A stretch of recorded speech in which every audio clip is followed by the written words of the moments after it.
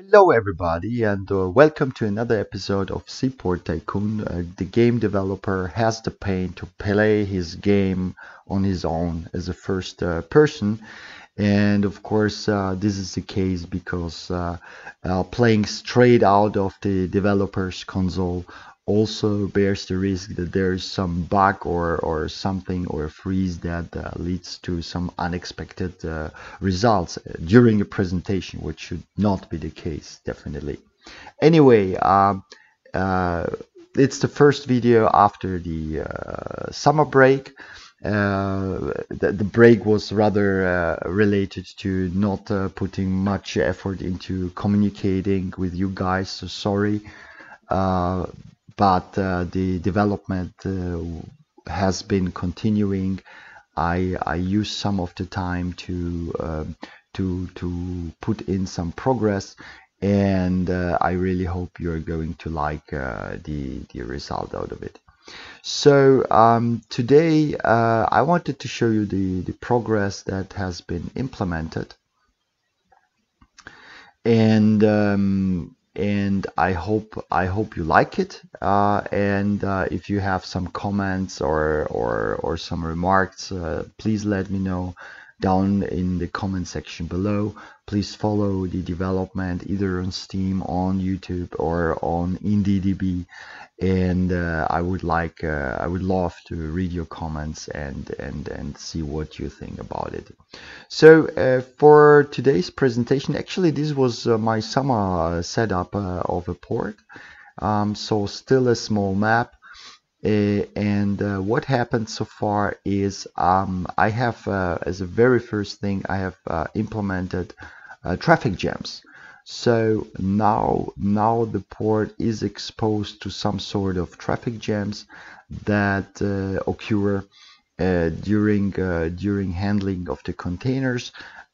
If you follow my previous videos, you will know that that the trucks did not pay attention to each other. They were driving into it. This was mainly related to do some sort of stress testing, if you like, for the game, and see how many trucks fit into the map without significantly breaking the game. But afterwards, to make the game more realistic, I had to implement this traffic style thing.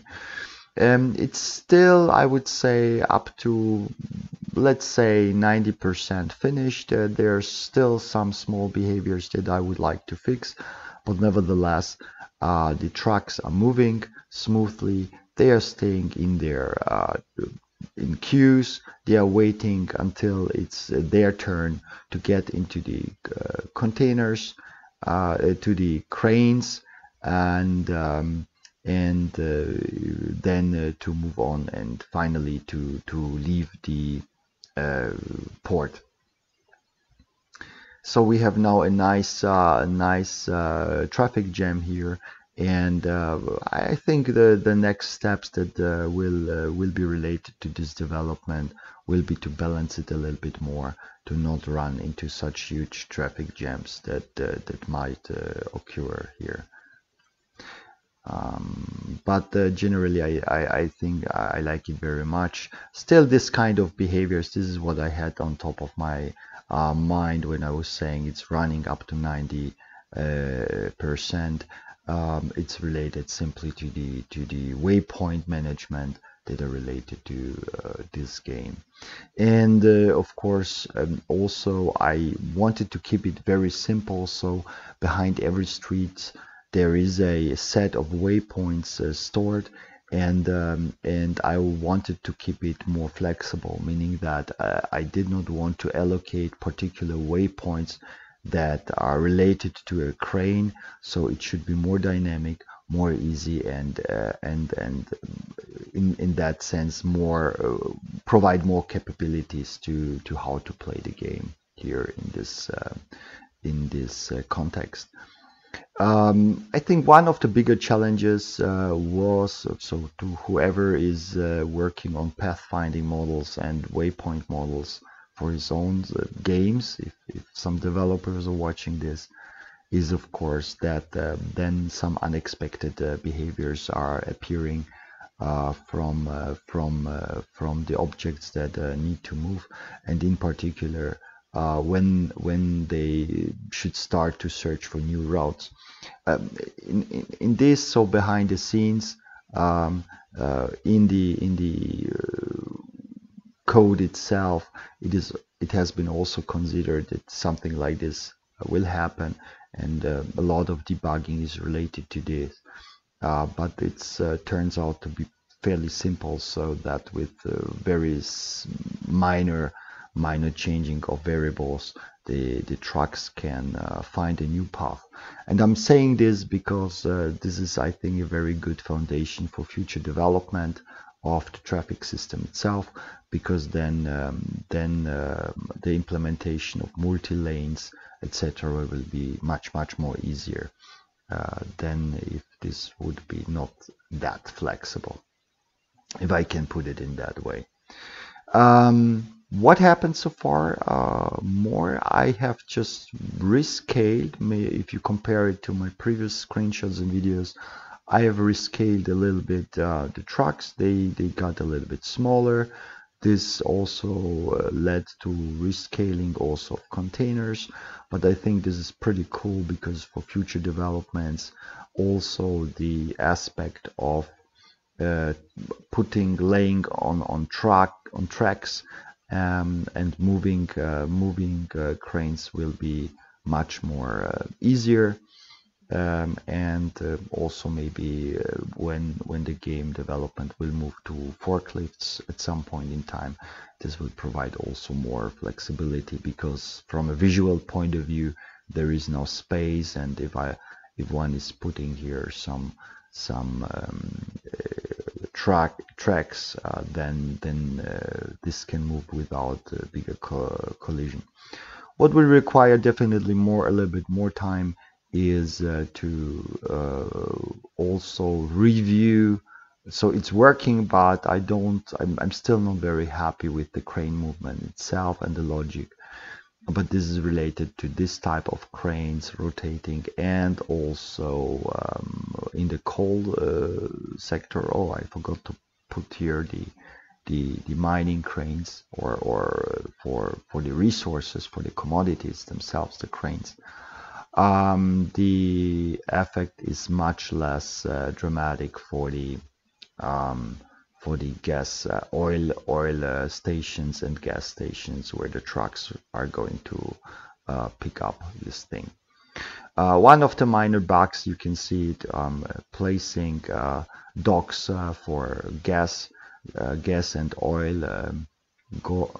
oil ships leads to, in a loading of a safe game, to an unsuccessful rotation of the topic. Sorry. Another thing that I changed is that I made also the trailers different. So we have now here trailers for oil and gas. They are the container trailers, and now it's not included, but also the trucks for the commodities have also their own trailers, what I think looks more, I would say, appealing. And the other thing is I started to look more now into the ships and their sizing. So here we have a beautiful oil ship for the oil docks here. And also, so I hope you like the design. And now it becomes more important to also have this parking spaces here, like they're indicated here. So the development of ships will move on. So in this sense, the logic behind it is fairly simple. So this is the parking space, so a 3x1 ship can be placed here, whereas on this dock a 5x1 ship can be placed here. And in one of the previous episodes I have also presented longer docks, so meaning that also broader ships can be, and bigger ships can be parked. And step by step this ship will come, and and then at the end of the day, they will create more traffic, so to say, on the in the port itself. There is also a LNG ship, but this will not come today. There is already a coal ship. Oh yeah, here it looks. Maybe just opening of the gates will be included. Then and then I think a basic setup of ships will be available. I would like also to go for one tile ships, so very small ships that get into and can create small traffic. I think this will be also when the game reaches a stage where there will be sort of a storyline, if you like. I think one tiles will come into force. Here at the moment, this is more or less a sandbox mode, so everything can be done if needed. Just one final word about the traffic jams. So it's already working here. The trucks show some logical movement in the way how they are moving. Of course, it will require also a little bit of a logical movement and optimization. As you can see, my frame rates are at the moment very jumpy, if you like, but here I will check out simply the profilers and see what can be done about that, the profiler and the frame debugger, and then a smooth management can be reached. And for one of the next steps will also affect the ships. I don't know when it will be implemented, but I think it's time also to move on that the paths of the ship. So as you can see, this ship moved through this this guy here.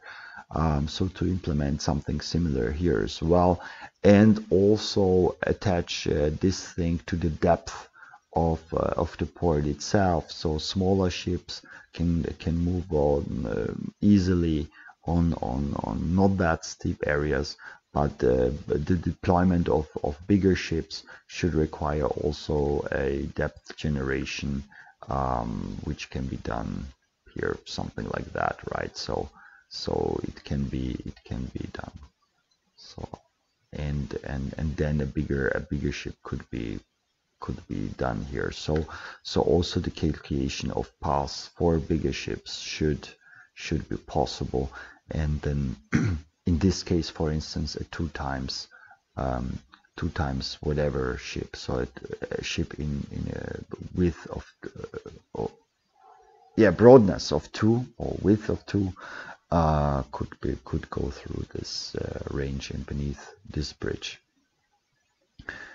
Just for the, let's see, yeah, it's basically working even now too. I was a little bit concerned if I do it below the bridge, whether the bridge will be destroyed, but this is luckily enough not the case.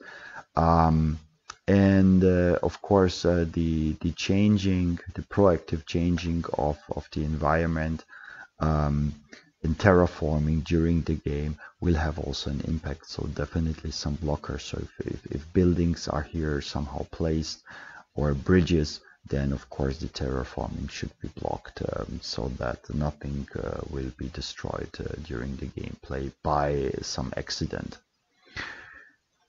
Yeah, so basically that's it. This is a very short update for today. I hope I can record another video soon. As mentioned, please let me know your thoughts, your comments. Leave a like if you like this idea, and hope to see you next time. Thank you very much.